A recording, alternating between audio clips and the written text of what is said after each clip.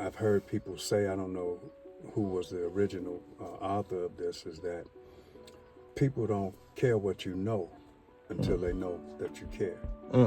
And so when you show loyalty, consistent love, and a genuine and authentic concern for people, you have to really love people organically, without judgment, unconditionally. Those words, unconditional, consistent love, a person have no other choice because there's no defense against love.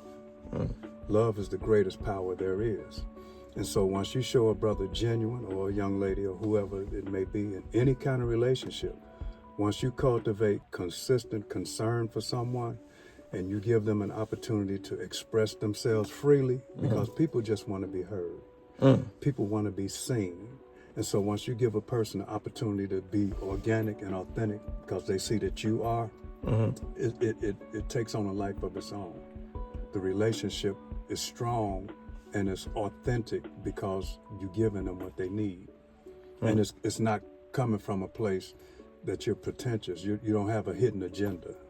Okay. The whole motive is getting to the truth, transparency, and honesty. If I could be honest with you and completely transparent with you, that's the best kind of relationship there is, because there are no secrets. You know, one thing I think that we suffer from today is just a lack of patience. You know, and when, you know, like the brother who was speaking in the early clip, you know, this is a guy that's a GD, you know, involved in the streets of Chicago. Like, how do you keep coming back with grace during the time when you really building with someone, and not, you know, not write somebody off? Like, what is that process like when you're dealing with somebody, you know, that, you know, like you say, you can't expect healthy behavior from sick people. At the same time, their behavior is initially probably contrary to what it is that you're trying to, you know, the seed you're trying to plant in them.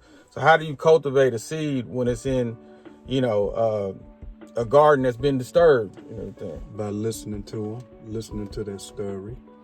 The Bible says a fool answer a matter before he has heard it. First, I have to hear your story. Okay. And then I have a better understanding of what you need. It's a diagnosis, it's a prognosis based on your experience, your childhood development years. When you go to a therapist, they want you to talk about your childhood, because you drill down and peel the layers back, and then you get to the problem. Instead of putting a Band-Aid on the shotgun wound, you get to the source of the problem, and then healing can start. So I have to be patient enough to recognize that this person don't know the problem, they just know the symptoms. Wow. And once I hear the symptoms, then I can drill down to the problem. Wow, man, that's so great that you put it like that. You know, man, I learned something about myself recently, and shout out to 19 Keys, because this brother just putting out some brilliant content right now. Okay. And I thought, all my life, I always been a skilled speaker, you know, had, you know, creative ways I could say things. Okay. And I viewed myself as a great communicator. But then I realized I'm not a great communicator, because a great communicator isn't going to always be in arguments and debates and everything. A great communicator, and I really had to reframe what communication actually means. You can be a great speaker and get in debates and regularly. You can be you can have a great mastery of the language, but communication ultimately isn't just about what I have to say. It's about me knowing what I have to say, and at the same time being attentive enough to know what you're willing to receive and how should I go about that. So if you're a guy, let's just say, you know, you hands-on guy, you know, from the streets and everything like that, and I try to come and explain a concept to you with some super, you know, book quotey thing, and you feel like I'm talking above you, or it doesn't matter if what I'm saying is true, because like I didn't do my due diligence as a communicator to really pay attention to you and say, like, how can I best get my point across to him? But you always seem to choose the right tool when you're speaking to somebody. And where did you cultivate that patience and just that attentiveness?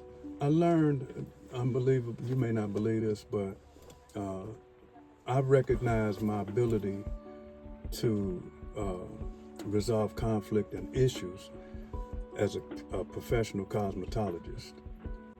Women would sit in my chair and they confide in their hairstylists like they do their doctors. And so I've learned how to listen. I learned that 80% of communication is listening.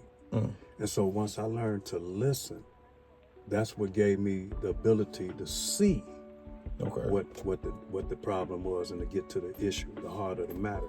It wasn't about me trying to get them advice. They wanted to be heard.